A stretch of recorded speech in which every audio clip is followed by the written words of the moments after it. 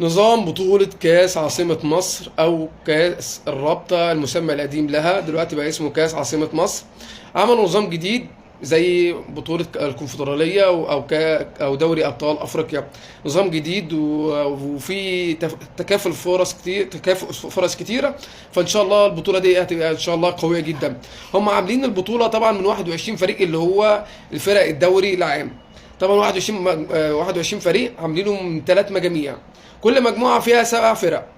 كل مجموعة لها مسمى. المجموعة الأولى مسمى اللي هو بطل الدوري، على اسم بطل الدوري. مثلا المركز الأول على رأسها بطل الدوري اللي هو النادي الأهلي.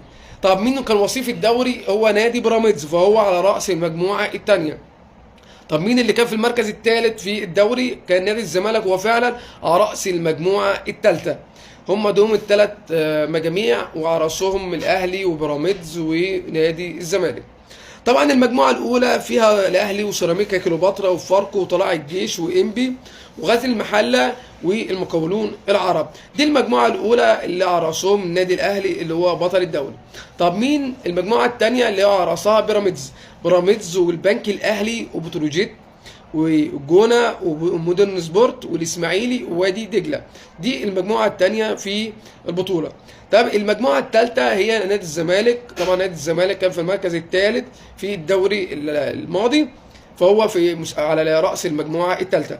الزمالك والمصري وحرس الحدود وزد والاتحاد السكندري وسموحه وكهرباء الاسماعيليه.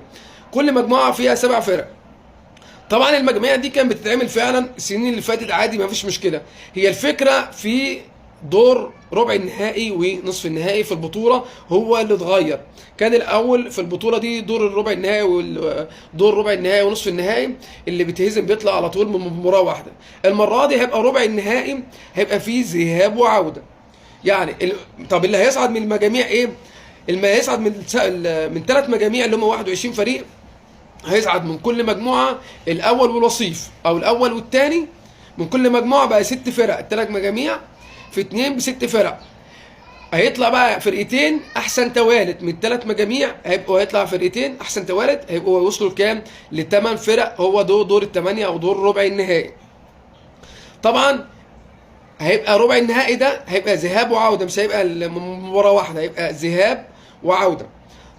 طب في حالة التعادل الفريق في ربع النهائي، في حالة التعادل هيحصل وقت إضافي؟ لا، مفيش وقت إضافي في ربع النهائي، هيبقى في ضربات جزاء على طول. دي النظام اللي هو معمول جديد. طب بالنسبة بقى وصلوا ل8 فرق، هيصفصفوا طبعا على 4 فرق اللي هو دور نصف النهائي أو دور قبل النهائي. طب إيه اللي هيتم؟ برضه هيتلعب ذهاب وعودة. المباراة هتبقى برضه ذهاب وعودة. طب واللي هيتم برضه هيبقى في وقت إضافي؟ برضه مش هيبقى في وقت إضافي، هيبقى في ضربات جزاء على طول. هيبقى في ضربات جزاء على طول. طيب بعد ما يحصل الصعود هيصعد فرقتين طبعا للنهائي. الفايز طبعا طيب هيبقى في وقت اضافي. المباراه النهائيه هيبقى في وقت اضافي، بس هيبقى مباراه واحده على ارض محايده، مش هيبقى مثلا ذهاب وعوده، لا، هيبقى مباراه واحده على ارض محايده. وهيبقى فيها لو وصلت لحاله التعادل هيتم لعب وقت اضافي ربع وربع. لو ما فيش فريق فاز هيلعبوا ضربات جزاء. طب بالنسبه لمكافئات البطوله دي، طبعا انا عندي تحفظ على المكافئات.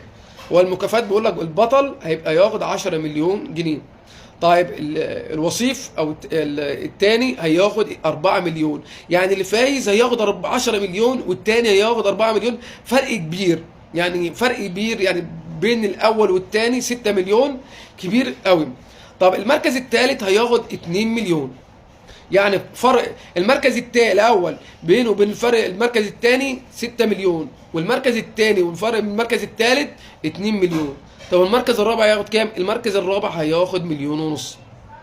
فالمسافه بعيده قوي بالنسبه للثاني والاول. يعني المفروض على الاقل يبقى حتى 5 مليون او 6 مليون بين الاول، يبقى مثلا الاول 10 والثاني مثلا 4 6 مليون او 5 مليون، يبقى حتى قريبه مثلا للثالث.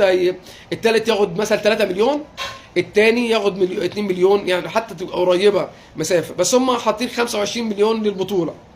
طب بالنسبه للفرق الثانيه هتاخد الفرق الثانيه حتى ما صعدتش، هتاخد 400 الف جنيه كل الفرق هتاخد 400,000 جنيه. دي البطوله النظام الجديد، ونظام حلو وجميل، وكل التوفيق باذن الله. ولو في نظام جديد كاس مصر الثاني باذن الله، لو في نظام كاس مصر الجديد في نظام جديد هبلغكم بيه ان شاء الله. بس ما تنساش تدعمني وتشترك في القناه يوصل لك كل جديد.